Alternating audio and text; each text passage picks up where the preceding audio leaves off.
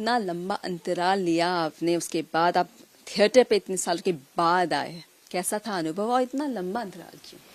देखिए, जब भी कभी आपको आइकॉनिक किरदार करने पड़ते हैं तो आपको उसके लिए प्रतीक्षा करनी पड़ती है। और मेरा ये मानना है कि धैर्यपूर्वक सही स्थान पर की गई प्रतीक्षा हमेशा सफल होती है। तो जब राम कथा, जो कि मुझे बहुत प्रिय भी है और प्रिय है, इसका प्रमाण ये है कि मैंने 2020 में रामायण के ऊपर अपनी एक किताब लिखी, राम राज्य, जिसे साहित्य अकादमी भी मिला और बहुत लोगों ने उसको पढ़ा, बड़ी प्रशंसा की। उसके बाद मन में ये तो था ही कि मुझे, चूंकि मेरा प्रशिक्षण जो है, मैं नेशनल स्कूल ऑफ ड्रामा से पास आउट हूँ, तो थिएटर हमारे पिंड में है, या ये कहें कि आप डीएनए में है। तो मन में था कि जब भी कभी अब लौटें तो रावण के किरदार के साथ, जो कि मुझे बचपन से ही करना था, तो उसके लिए अनुकूल व्यवस्था, अनुकूल स्क्रिप्ट, और जो चूंकि हमारे राम के माध्यम से जो हम अभी शो कर रहे हैं यहाँ पे, तो जो राम कथा का ग्रैंडर है, जो उसकी विशालता है, उस विशालता के लिए आपको उतने सक्षम व्यक्तियों की भी आवश्यकता पड़ती है। तो प्रतीक्षा जो थी, तो ये हमारा सौभाग्य है कि उस प्रतीक्षा का परिणाम ये मिला कि फेलिसिटी थिएटर ग्रुप, जो कि अपने आप में बहुत ही बड़ा ग्रुप है और जिनके अंदर कथा के मुताबिक किसी चीज़ को प्रस्तुत करने के लिए संसाधन भी उपलब्ध हैं। संसाधन में सबसे पहले तो आता है धन, फिर आती है इच्छा, और तो वो धन और इच्छा दोनों ही कहीं ना कहीं इस चीज़ की अच्छी प्रस्तुति के लिए आवश्यक थे। तो वो मुझे मिले और यही कारण रहा कि हम 24 वर्षों के बाद जब हम लौटे मंच पर, तो लोगों ने बहुत खुले हृदय से हमें स्वीकार किया। और इसी का परिणाम है कि साल भर के अंतराल में हम अभी तक 162 शोज संपन्न कर चुके हैं। तो जो कि अपने आप में बहुत बड़ा रिकॉर्ड है, और मुझे नहीं लगता कि इतने जल्दी से 162 पब्लिक शोज, टिकटेड शोज, क्योंकि अक्सर होता यह है कि आप स्पॉन्सर्ड शोज तो कर लेते हैं, लेकिन टिकटेड शोज को कर पाना अपने आप में बहुत मुश्किल होता है। तो ये हमारा सौभाग्य है। और रावण की तरफ इतना झुकाव किस तरह से और कैसे आया? देखिए, क्या है, रावण का जो किरदार है वो सपाट किरदार नहीं है, वो विविधता भरा हुआ किरदार है। वो जहाँ शस्त्रों में निपुण है, उतने ही शास्त्र में निपुण है। वो आयुर्वेदाचार्य भी हैं, वो ज्योतिषाचार्य भी हैं, वो वैज्ञानिक भी हैं।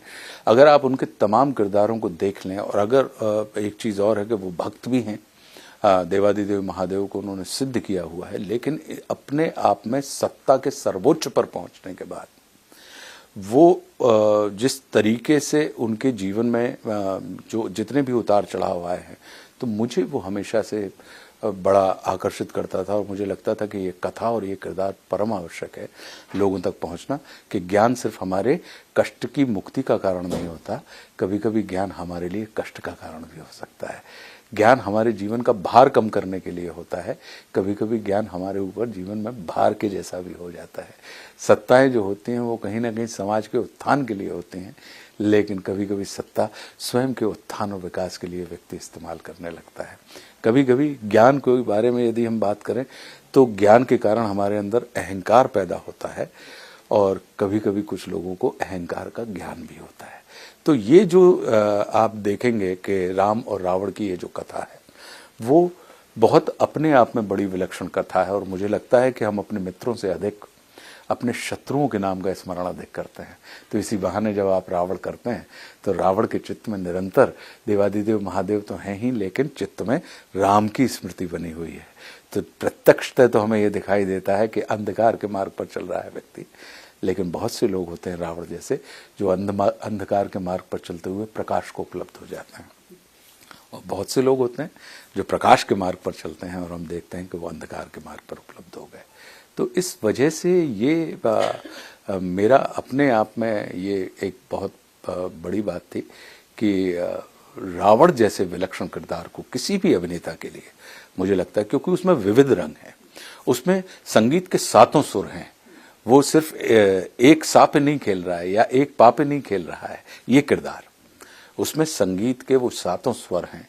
उसमें आपको जब हम नव रसों की बात करते हैं तो आपको रावण के अंदर वो 9 के 9 रस अपनी पूर्णता के साथ उपलब्ध होते दिखाई देते हैं। तो मुझे लगता है कि यही चीज मुझे हमेशा से प्रभावित करती थी और उसी का परिणाम मिला। तो वो 9 रस आपने स्टेज पे भी दिखाए और अब ये तो आप देखेंगी तब देख के, लेकिन अभी तक जिन लोगों ने भी देखा है तो वो अभिभूत हैं, आनंदित हैं, उत्साहित महसूस करते हैं। इतने रामायण हर किसी को ज़बानी याद है और उसके बावजूद लोग क्या पे शो देख रहे हैं, हाउसफुल जा रहे हैं, it's talk of the town. तो किस तरह से हम कह सकते हैं कि लोगों के दिल में एक जिज्ञासा है ये देखने के लिए, एक मंच पर देखने के लिए, क्या कहेंगे? मेरा ये मानना है कि जो चीज़ हमें पता होती है उस चीज़ को हम बार बार देखना चाहते हैं, क्योंकि हमें भिन्न दृष्टिकोण, भिन्न दृष्टियां हमें मिलती हैं। हमारी दृष्टि कहीं ना कहीं वाइडर होती है, कहीं ना कहीं उस कथा के अकेले मात्र धर्म को ही नहीं, उस कथा के मर्म को भी हम और आप समझने का प्रयास करते हैं।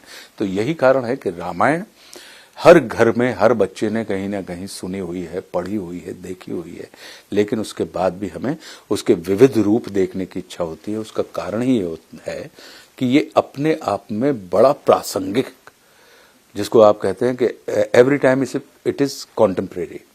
तो जो कॉन्टेम्परेरीनेस है इसकी, इस विषय की और इन चरित्रों की, जिसके माध्यम से हम और आप कहीं ना कहीं हमारे जीवन के मूल्यों में वृद्धि होती है, तो वही एक कारण है कि सबके अपने अपने मानस हैं, सबकी अपनी कल्पनाएं हैं उन चरित्रों के बारे में, सबकी अपना समर्पण है उनके बारे में, और उसके बाद भी जब हमें देखने की इच्छा होती है ताकि हम अपने आप को और सुपरफाइन कर सकें। पर क्या आप स्टेज पर जाने से पहले कुछ ऐसा रिचुअल करते हैं हमेशा? जी, कि क्या करते हैं? जी, हम लोग आरती करते हैं राम दरबार की, और प्रत्येक शो के पहले हमारी वो आरती होती है, और वो आरती हम दर्शकों के साथ भी साझा करते हैं स्पीकर के माध्यम से। तो वो लोग भी उस आरती, हम पर्दे के इस तरफ आरती कर रहे होते हैं और वो पर्दे के उस तरफ आरती भज रहे होते हैं। और ऐसा कई बार हम देखते हैं कि स्टेज पे जो जिस तरह का एक अलग तरह का होता है कि आप कह सकते हैं कि हर एक शो अपने पहले वाले शो से अलग होता है, क्योंकि बिल्कुल, आपको बहुत मौका मिलता है इस चीज को। बिल्कुल। देखिए क्या है कि सिनेमा और प्ले में यही एकमात्र अंतर है कि एक बार आपने सिनेमा कर दिया तो अगर मान लीजिए कोई सिनेमा जैसे दुश्मन या संघर्ष 98-99 में हमने की है, या हमटी शर्मा वगैरह 2014-15 की अगर हैं, तो वो फिल्म आप कभी भी देखिए, किसी भी काल में देखिए, आपको उसमें एक किस्म की सिमिलैरिटी दिखाई देगी। वो बदल नहीं सकते आप उसकी प्रस्तुति को। लेकिन थिएटर में आपको प्रत्येक शो नए शो के जैसा होता है, क्योंकि आपकी जो ट्रुथ ऑफ द मोमेंट है, उस पल की जो ऊर्जा होती है, उस पल का जो सत्य होता है, वो बिल्कुल अलग होता है।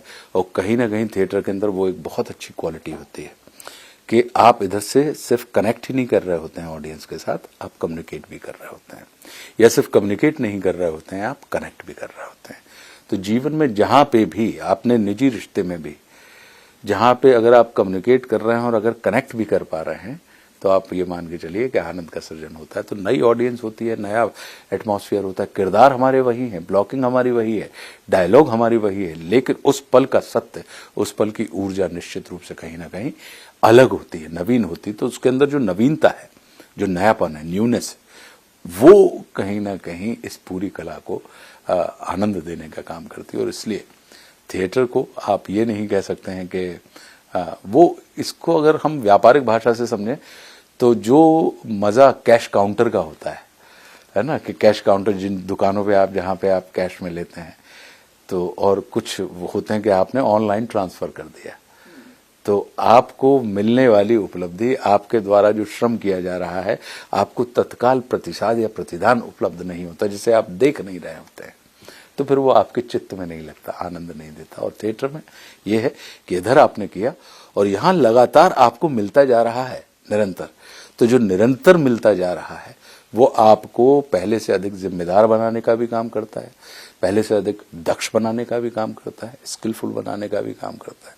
और वही सुख होता है, क्योंकि प्रत्येक व्यक्ति अपने आप को परिष्कृत करना चाहता है, विकसित करना चाहता है, अपने आप को एलिवेट करना चाहता है, सुधारना चाहता है, स्किलफुल बनाना चाहता है। एक artist, an artist is a slave of an appreciation. जब आप इतने सारे शो पूरे भारत में किया है, आई एम श्योर बहुत सारे लोग आपसे आके कुछ बात कर रहे होंगे, आपको क्या कॉम्प्लीमेंट? आप इसको स्लेव एप्रिसिएशन के लिए स्लेव जैसे शब्द का इस्तेमाल नहीं करना चाहिए, क्योंकि स्लेव का मतलब ये होता है कि हम एप्रिसिएशन से मोटिवेटेड हो रहे हैं, या अगर हमें एप्रिसिएशन नहीं मिल रहा है तो हमारी यात्रा रुक रही है।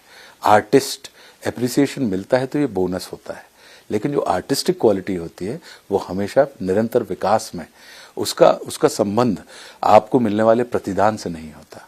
तो मैं उसको यही मान के चलता हूं कि प्रशंसा जो होती है, मैं व्यक्तिगत रूप से ये मान के चलता हूं कि प्रणाम, प्रशंसा और पुष्प, ये जब तीनों मिलते हैं हमें, तो ये हमारे अहंकार में वृद्धि भी कर सकते हैं और ये हमें अहंकार शून्यता की तरफ भी ले जा सकते हैं।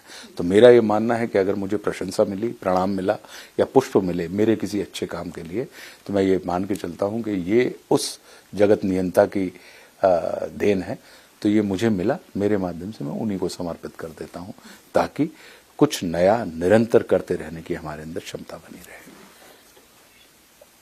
रामायण की फिल्में भी बनी है, आदि पुरुष बनी जो जिसे लोगों ने नकार दिया, अभी एक और रामायण नीतीश तिवारी जी बना रहे हैं। तो क्या मानते हैं कि आदि पुरुष जैसी फिल्म को लोगों ने नकारा और अभी उम्मीदें जमी है कि नीतीश तिवारी जी की रामायण है वो थोड़ी कुछ चीज लेकर आए? देखिए, मैंने एक देखी नहीं है और एक अभी बनी नहीं है, तो इनके ऊपर मुझे लगता है कि मेरे जैसे व्यक्ति को चर्चा करने का कहीं कोई औचित्य या नीतिपूर्ण भी नहीं होगा। अगर देखी होती तो मैं निश्चित रूप से बोलता।